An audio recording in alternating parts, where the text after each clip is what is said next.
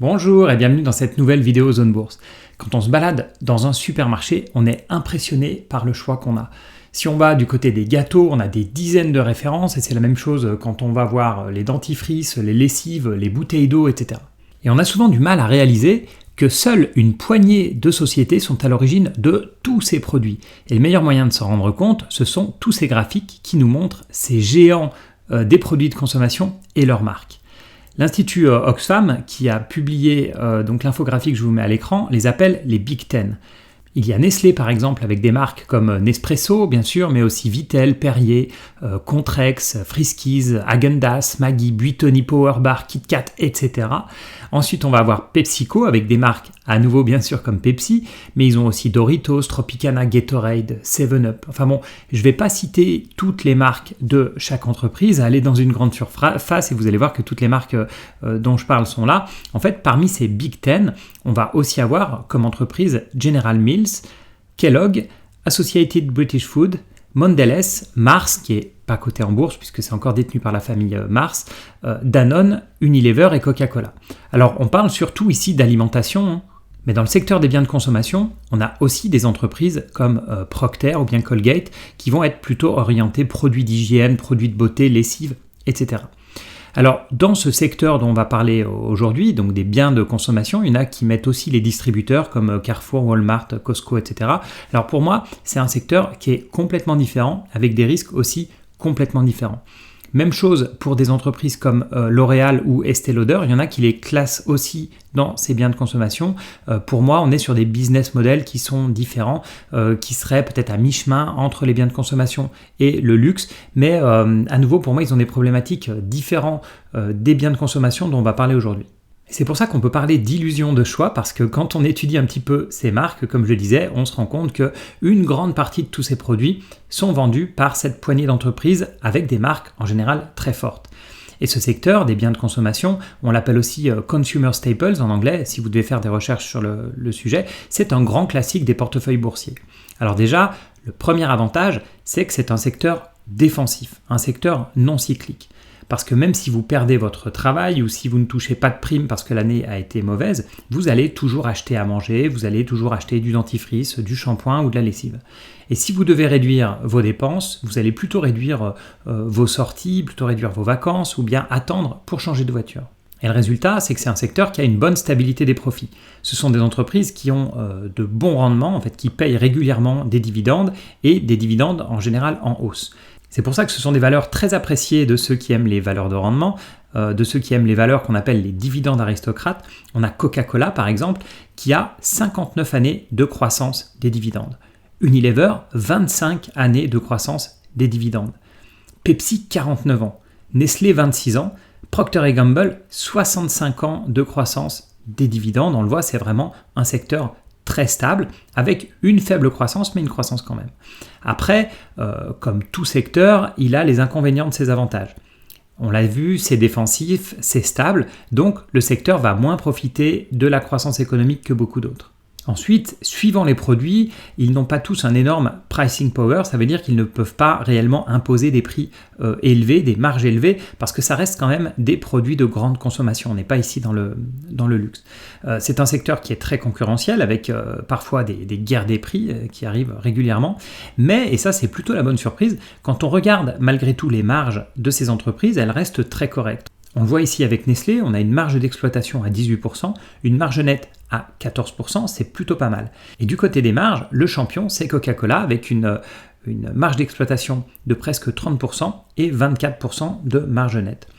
Alors, puisqu'on est sur la notion de marge, on peut se poser la question de l'avantage compétitif de ces entreprises, du moat de ces valeurs. Comme il y a pas mal de concurrence, on peut penser que l'avantage compétitif est faible. Finalement, fabriquer des céréales pour le petit déjeuner ou bien de la lessive, c'est très simple. Donc on peut imaginer que les barrières à l'entrée sont faibles. En fait, le moat de ces entreprises, l'avantage compétitif de ces entreprises, il est assez puissant.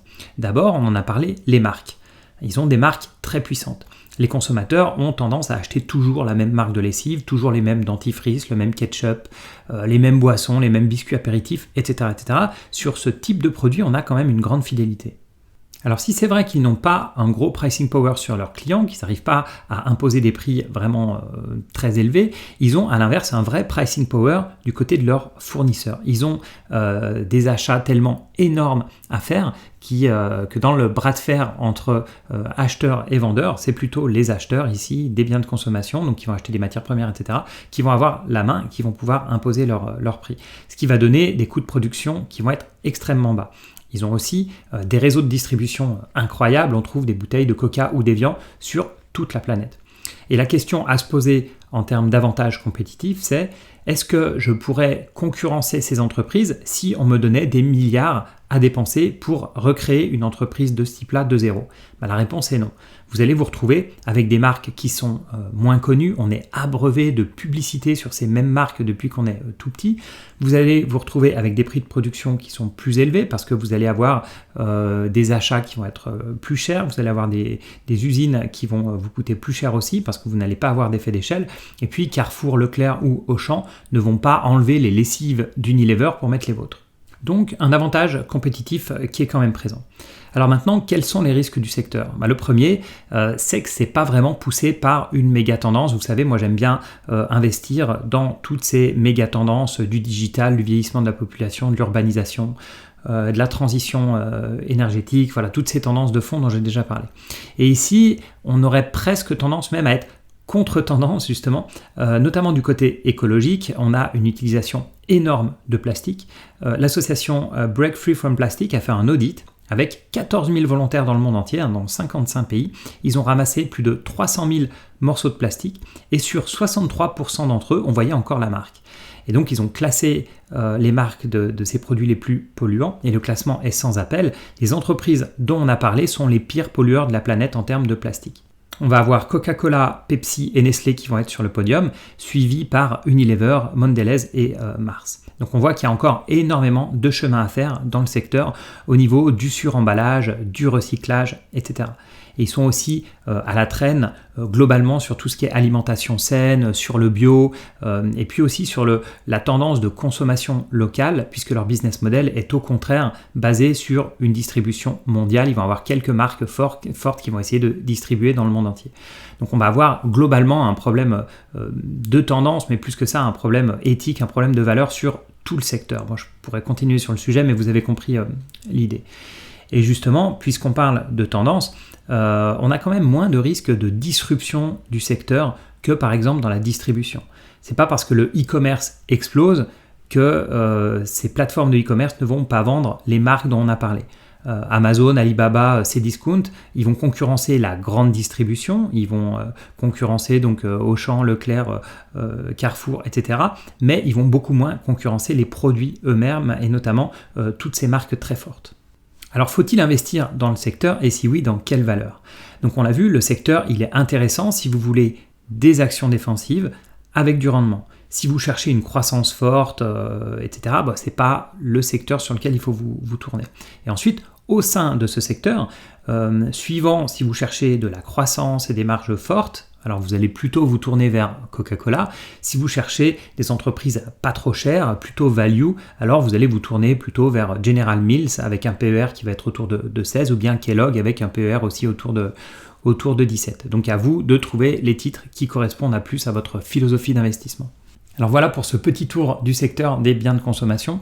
Alors c'est un secteur que j'ai voulu un petit peu mettre en lumière parce qu'on n'en parle pas beaucoup, on parle toujours des mêmes secteurs en ce moment et ça c'est un secteur qu'il faut connaître, c'est vraiment un des classiques et comme c'est un secteur défensif, dans ces temps un peu de doute sur la valorisation des marchés, ça peut être intéressant de regarder ce type de valeurs qui peuvent potentiellement protéger un portefeuille, notamment parce qu'ils ont une tendance à être non cycliques, on l'a vu. Après, c'est pas forcément un secteur sur lequel il faut se précipiter, même si c'est un secteur à connaître et notamment pour diversifier son portefeuille. Parmi les choses qui me dérangent un petit peu sur le secteur, vous avez compris qu'il y a le côté valeur éthique. Ce sont encore parmi les plus gros pollueurs de la planète, notamment en termes de plastique. Alors après, c'est pas parce qu'on a des problèmes éthiques envers un secteur qu'il ne faut pas y investir, parce qu'il y aura toujours des investisseurs qui vont rentrer dans ce secteur, donc autant avoir des investisseurs qui peuvent avoir potentiellement un petit poids pour essayer de les faire bouger, pour aller vers des politiques plus responsables, avec moins de suremballage, plus de recyclables, etc. Un autre point qui me dérange un petit peu, même si c'est pas un gros souci, c'est le fait que ce sont des entreprises qui aiment énormément les dividendes, et avec des investisseurs qui aiment énormément les dividendes. Donc si l'entreprise commence un petit peu à souffrir, ce qui n'est pas du tout le cas à l'heure actuelle, il ne faudrait pas non plus qu'elle se force à payer des dividendes, à avoir des dividendes en permanence croissants, avec le risque de saigner la société si elle se retrouve un petit peu en difficulté.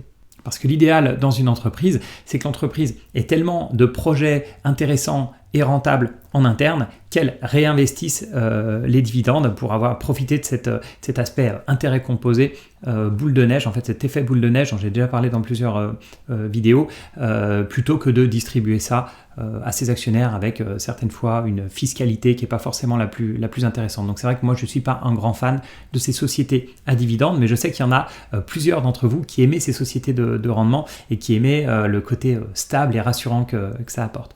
Voilà pour ce petit tour d'horizon du secteur. Si vous avez des idées de secteurs qui vous intéressent, alors je sais que j'avais déjà parlé de la cybersécurité, etc. J'ai toujours pas fait de vidéo dessus parce que ce sont des secteurs qui sont extrêmement spécifiques et qui demandent vraiment un œil expert que je n'ai pas. Donc c'est vrai que pour le moment, je préfère un peu balayer les secteurs les plus classiques et ceux sur lesquels on a les sociétés vraiment les leaders les plus intéressants, mais j'ai toujours en tête quelques secteurs très spécifiques sur lesquels il faut que je travaille. Voilà, merci encore de votre fidélité pour toutes ces vidéos. N'oubliez pas de vous abonner, liker, commenter, et moi je vous dis à bientôt pour d'autres vidéos.